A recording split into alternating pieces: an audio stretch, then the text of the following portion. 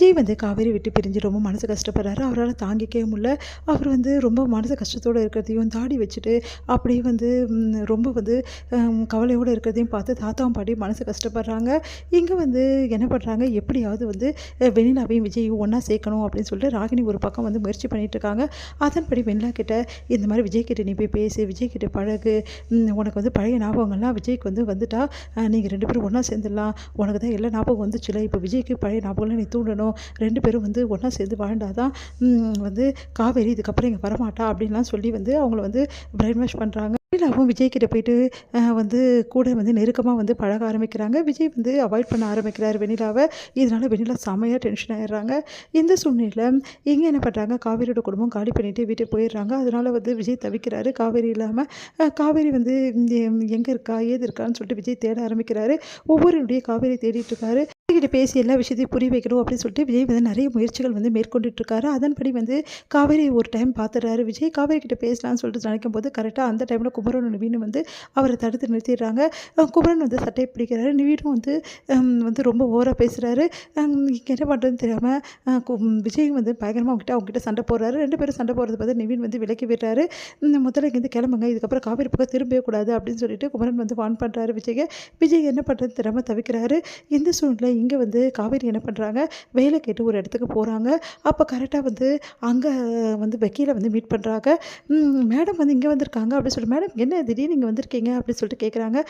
இல்லை சார், ஒரு விஷயமா வந்தேன் அப்படின்னு சொன்னோன்னே, எப்படி இருக்கீங்க மேடம், சார் எப்படி இருக்காரு, ரொம்ப நாள் ஆச்சு சாரை பார்த்து சொல்கிறீங்க, விஜய் ஆஃபீஸ்க்கு வரதில்லை. இல்லை மேடம், ஆஃபீஸ்க்கும் வரதில்லை, கன்ஸ்ட்ரக்ஷன் பக்கமும் அவர் விசிட் பண்ணுறதில்லன்னு சொல்கிறாங்க. என்ன ஆச்சு சாருக்கு என்னொன்னே தெரியல அப்படின்ற மாதிரி என்ன சொல்கிறதுன்னு தெரியாமல் முழிக்கிறாங்க. சரிங்க மேடம், உங்களோட விஷயமும் அப்படியே நிற்கிது, அதையும் எதுவும் மூவ் பண்ணாமல் இருக்காரு அப்படின்னோடனே, இவர் டைவர்ஸ் பற்றி தான் பேசுகிறாரு அப்படின்னோடனே, இங்கே பாருங்கள் நான் அதை சைன் பண்ணி கொடுத்துட்டேன்ல, வேறு எதாவது சைன் பண்ணால் சொல்லுங்கள், நான் சைன் பண்ணி கொடுத்துட்றேன் அப்படின்னோடனே, மேடம் சில சைன்ஸ்லாம் வாங்க வேண்டியது இருக்குது, நீங்கள் பண்ணி கொடுத்துறீங்களா அப்படின்னோடனே, சரி கொடுங்க அப்படின்றாங்க.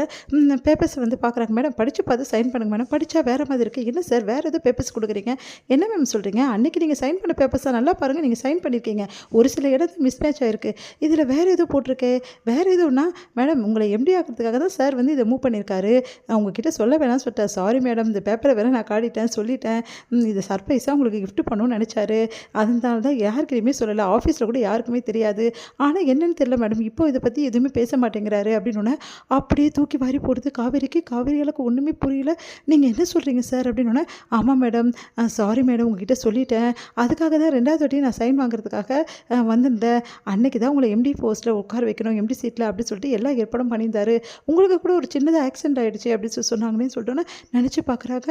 ஆமாம், விஜய் வந்து என்னை ஆஃபீஸ்க்கு கூட்டிகிட்டு போகணும்னு நினச்சாரு, நான் தான் வந்து வண்டி எடுத்துகிட்டு போய் விட்டுட்டேன், ஒரே டென்ஷனில் நான் ஏதோ தப்பாக நினச்சிக்கிட்டேன், விஜய் தான் டைவர்ஸ் பண்ண போகிறாருன்னு சொல்லிட்டு, ஐயோ நான் எவ்வளோ வந்து முட்டாளாக இருந்திருக்கேன், எவ்வளோ தப்பு பண்ணியிருக்கேன், விஜய் வந்து என்னை எம்டி ஆக்க தான் இவ்வளவும் பண்ணியிருந்தாரா, அவர் என்னை டைவர்ஸ் பண்ண போகிறான்னு சொல்லிட்டு, ஐயோ நான் என்ன பண்ணுவேன் காவேரி, இப்படி தப்பு பண்ணிட்டே காவேரி அப்படின்னு சொல்லிட்டு மனசு கஷ்டப்படுறாங்க. மேடம் என்ன யோசிச்சுட்டு இருக்கீங்க, சைன் பண்ணுறீங்களான்னு, சரிங்க சார் நான் அப்புறமா சைன் பண்ணி கொடுக்குறேன், இதை நீங்கள் வச்சுக்கோங்க, இதை பற்றி எதுவுமே நீங்கள் விஜய் கிட்ட சொல்ல வேணாம், எதுவாக இருந்தாலும் நான் பார்த்துக்கிறேன் அப்படின்னோடனே, சரிங்க மேடம் ஓகே அப்படி சொல்லிட்டு எடுத்து வச்சுக்கிறாரு.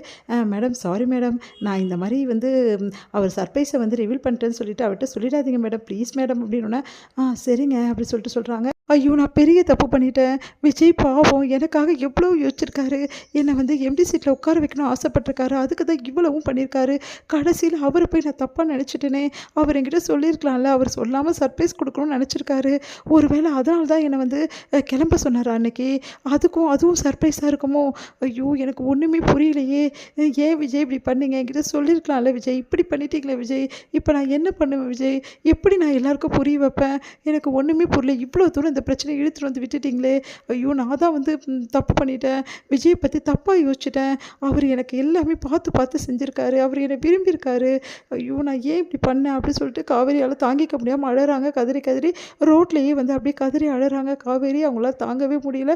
நடந்த விஷயத்தில் ஒன்று நினச்சி பார்க்குறாங்க. விஜய் கூட இருந்தது, பேசுனது, அவர் சொன்ன ஒவ்வொரு வார்த்தையும் சர்ப்ரைஸ்னு சொன்னது எல்லாத்தையும் நினச்சி பார்க்குறாங்க. அப்போ விஜய் வந்து என்னை வந்து திருப்பி அனுப்பணும்னு நினைக்கல, அவர் என்னை பொண்டாட்டியை ஏற்றுட்ருக்காரு, அவர் என் கூட வாழணும்னு தான் நினச்சிருக்காரு, நான் தான் தப்பாக நினச்சிட்ருக்கேன், ஐயோ நான் இப்படி பண்ணிட்டேனே, நான் என்ன பண்ணுறது விஜய், தயவு செய்து என்னை மன்னிச்சிடுங்க விஜய், ப்ளீஸ் விஜய் என்னை மன்னிச்சிடுங்க அப்படின்னு சொல்லிட்டு கதறி அழறாங்க காவேரி தாங்க முடியாத வழியோட.